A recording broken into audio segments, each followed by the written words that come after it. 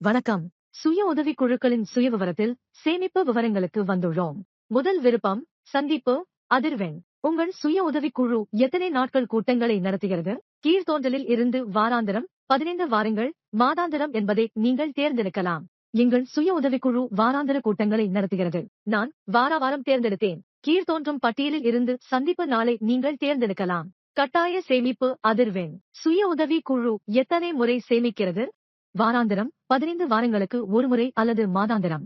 எங்கள் சேமிப்பு மாதாந்திரமாக இருந்தால் நான் மாதாந்திர சேமிப்பை செய்வேன். கட்டாய சேமிப்பு தொகையில் உறுப்பினர்கள் ரூபாய் மாதந்தோறும் 100 சேமிக்கப்படுகிறது. கட்டாய சேமிப்பு வட்டி விகிதம். நாம் கடன் வாங்குவதற்கு வட்டி வசூலிக்கிறோம். சேமிப்பிற்கு வட்டி வசூலிக்கவில்லை என்பதால் இது 0ஆகவே இருக்கும். எனவே நாம் அதை இங்கே மட்டும் 0ஆக வைத்திருப்போம். தன்னார்வ சேமிப்பு. 2 விருப்பங்கள் உள்ளன, ஆம் அல்லது இல்லை. உங்கள் சுய உதவிக் குழுவில் தன்னார்வ சேமிப்பு இருந்தால் நாங்கள் ஆம் என்று கூறுவோம், இல்லையெனில் நாங்கள் வேண்டாம் என்று கூறி விவரங்களை சேமிப்போம். அடுத்த பக்கம் முகவரி. முதலில் நீங்கள் பின் குறியீட்டை உள்ளிட வேண்டும். உங்கள் சுய உதவிக் குழு எங்கிருந்தாலும் உங்கள் பின் குறியீட்டை சேர்க்கவும். இங்கே நீங்கள் உங்கள் சுய உதவிக் குழுவின் இருப்பிடத்தின் முகவரியை கொடுக்க வேண்டும். அருகில் எது இருந்தாலும் முகவரியை இங்கே சேர்க்கலாம். நீங்கள் கிராம பஞ்சாயத்தையும் கிராமத்தையும் தேர்ந்தெடுக்க வேண்டும். கீழ்த்தோன்றும் பட்டியலில் இருந்து இவற்றை நீங்கள் தேர்ந்தெடுக்கலாம். நாங்கள் விவரங்களை சேமிப்போம். எங்கள் முகவரி சேமிக்கப்படும்.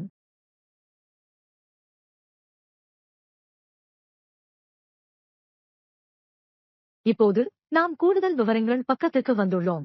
இதில் முதலில் நாம் கணக்காளரின் பெயரை உள்ளிட வேண்டும்.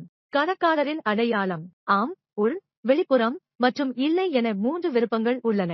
உங்கள் சுய உதவிக் குழுவின் உறுப்பினர் ஒருவர் கணக்காளராக இருந்தால் நாங்கள் உள் அமைப்பை தேர்ந்தெடுப்போம். நீங்கள் கணக்காளரை தேர்ந்தெடுக்கலாம். நீங்கள் கணக்காளரின் பெயரை தேர்ந்தெடுத்தவுடன் தொலைபேசி எண் உங்கள் முன் தோன்றும். சுய உதவிக்குழுக்களின் வாழ்வாதார நடவடிக்கைகள் இங்கு கேட்கப்படுகின்றன. உங்கள் சுய உதவிக் குழு ஏதேனும் வாழ்வாதார நடவடிக்கைகளை செய்தால் இங்கே உள்ள கீழ்த்தோன்றலில் இருந்து தேர்ந்தெடுப்பதன் மூலம் நீங்கள் நுழையலாம். உங்கள் சுய உதவிக் குழு எந்த வாழ்வாதார நடவடிக்கையையும் செய்யவில்லை என்றால் நீங்கள் எந்த முதன்மை வாழ்வாதாரத்தையும் தேர்ந்தெடுக்க முடியாது.